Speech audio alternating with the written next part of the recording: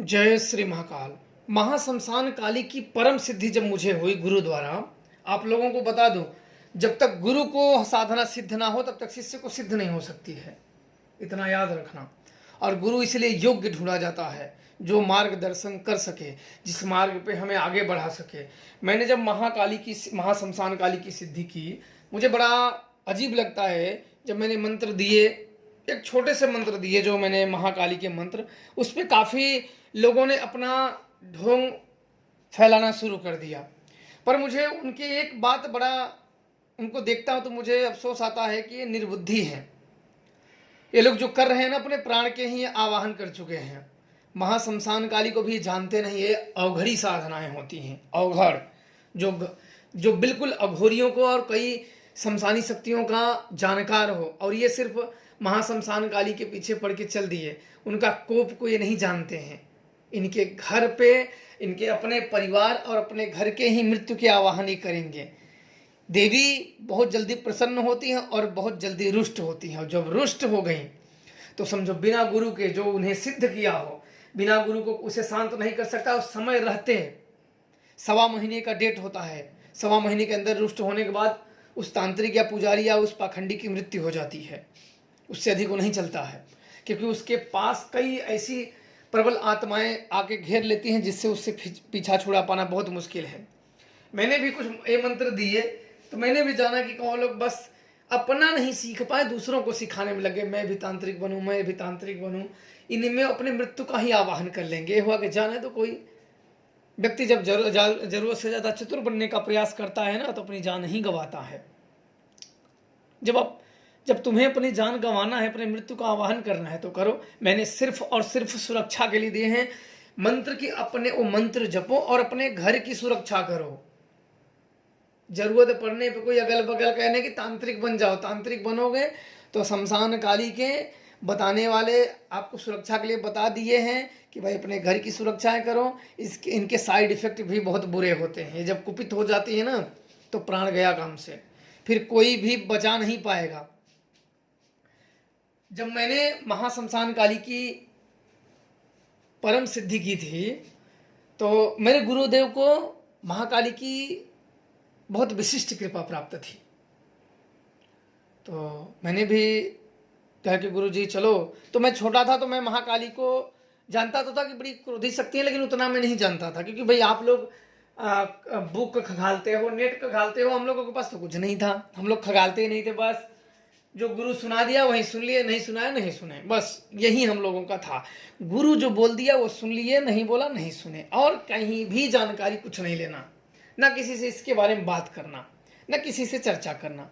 तो मेरे गुरुदेव ने जब कहे कि चलो मैं महाशमशान काली की परम सिद्धि तुम्हें देता हूँ, तो मैंने कहा सिद्धि होती है, परम सिद्धि क्या होती है मतलब? तो बोले कि चलो तो चल।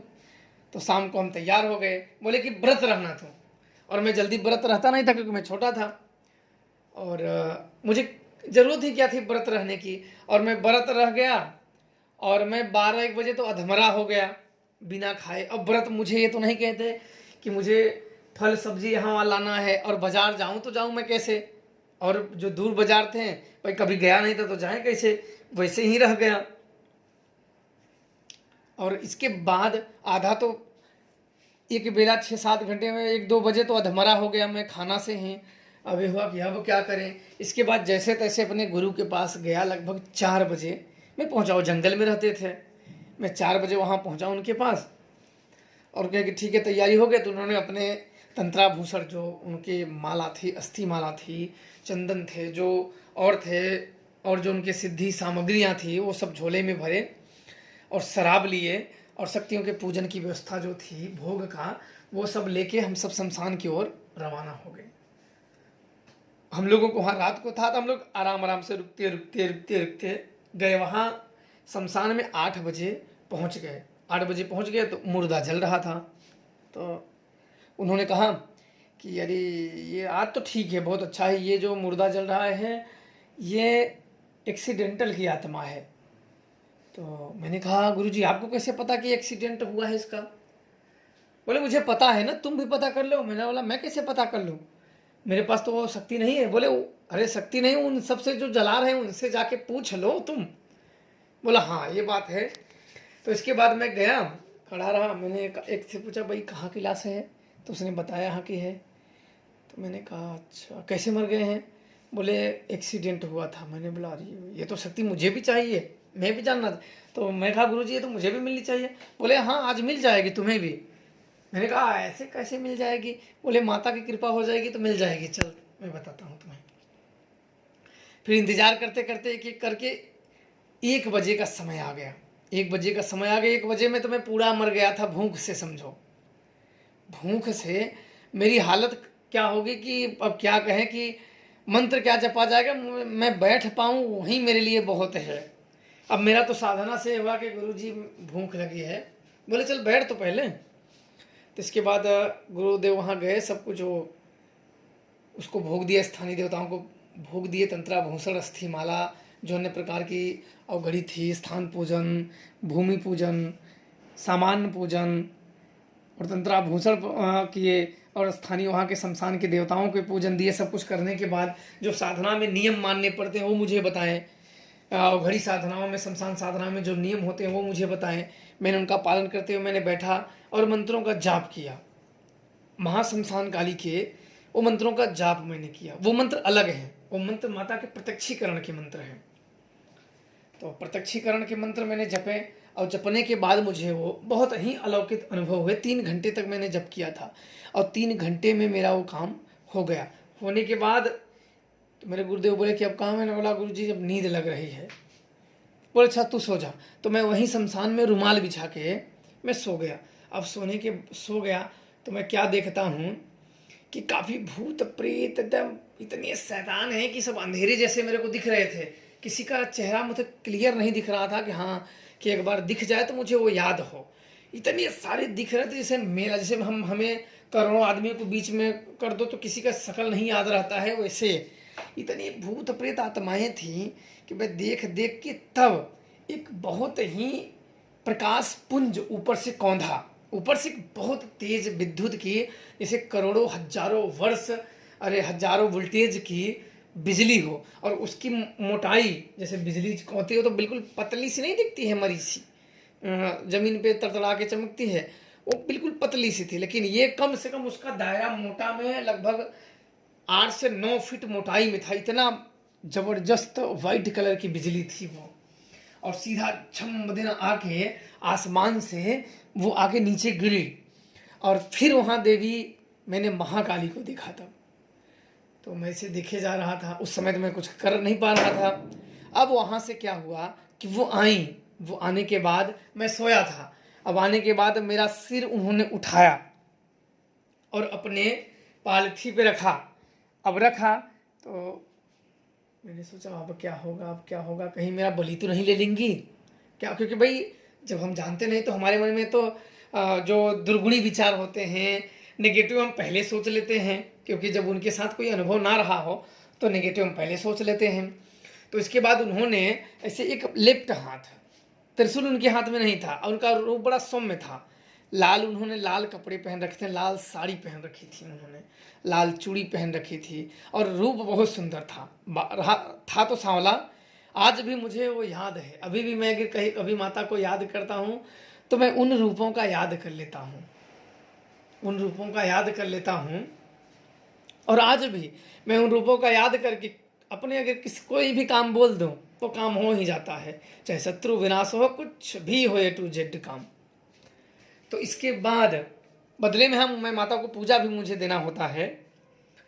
तो उन्होंने से थाली में से कुछ मुझे खिलाए, उसका नाम तो मुझे नहीं पता। लगभग 5 मिनट तक वो रुकी, इसके बाद कहीं कि अब सो जा तुम।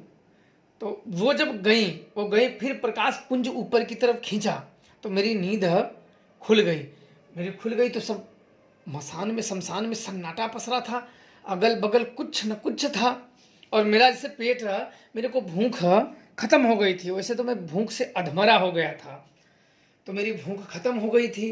तब तक मेरे गुरुदेव दूर खड़े थे, तो बोले खाना खा लिया। तो मैंने खाना मैंने कहाँ खाया, वो तो ऐसे आई थी, वो कहाँ मैंने खाया था। बोले खाना खा लिया कि नहीं, बोला नहीं गुरुजी वो कहाँ मैंने खाया। बोला भूख तेरे को लगी है, तो मैंने अपने पेट की तरफ ध्यान किया, नहीं भूख तो नहीं लगी, एकदम पूरा जैसे गले तक भरा हो। बोले हाँ तेरी परम सिद्धि हो गई है, अब तू भी देवी को अगर नाम भी ले लेगा ना, चाह कहीं भी रन में वन में अग्नि में जल में कहीं भी तू बचेगा, तो जब भी बचेगा जहां भी रहेगा तो देवी को स्मरण करेगा, देवी तेरी मदद के लिए तुरंत आएंगी। तो किसी की सुरक्षा कर सकता है, किसी का सर्वनाश भी कर सकता है, लेकिन याद रखना कि शक्ति के साथ साथ उत्तरदायित्व भी होते हैं। किसी का मारण प्रयोग या डबड मत करना, क्योंकि किसी का अगर कोई दुश्मन है तो वो उसकी समस्याएं हैं। किसी का गलत मत करना और तुम्हें इनसे ज्ञान भी प्राप्त हो जाएगा। तब मैंने कुछ मंत्रों को, वही मुझे परम सिद्धि प्राप्त हो गई थी। इसके बाद मुझे किसी इंसान को देखता था, अगर एक शब्द बोले ना तो मैं उसकी भावनाओं को अब तो बिल्कुल जान जाता हूँ। बिल्कुल मैं व्यक्ति को शकल देखते ही, क्योंकि कुछ समय के बाद मैंने और शक्तियों को जगा दिया ना देखने के लिए, तो बिल्कुल शकल देखते ही मालूम पड़ जाता है तो आदमी है कि खोखला है, क्या है क्या नहीं है, अच्छा है या बुरा है, तुरंत मालूम पड़ जाता है। तो इसके बाद मैंने तब लोगों को एक मंत्र दिया था, जो काली काली महाशमशान काली, भूत प्रेत में हाहाकार मचाओ काली। क्यों दिया था आप लोगों को बता देता हूँ।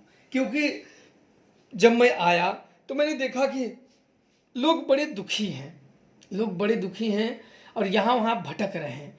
तब मैंने इसलिए दिया कि वो भटकने के अलावा खुद अपनी सुरक्षा खुद ही अगर सिद्ध करके कर सकें, विधि नहीं बता, क्योंकि महाकाली की परम सिद्धि गुरु शिष्य परंपरा के मध्य ही चलती है। फिर भी मैंने ये सोचा कि चलो कोई व्यक्ति अगर इच्छुक होगा तो उसको विधान बता देंगे, कोई अलग अलग, जैसे 100 में 100 आए तो 100 को नहीं बताएंगे, 100 में से कुछ ही लोग संपर्क साधेंगे जो सच में दुखी हैं, उनको बता दिया जाएगा और वो कर लेंगे। और इसके बाद ये मंत्र उन्हें बताया गया सिर्फ भूत प्रेत से बचने का। तब इसके साथ क्या किए लोगों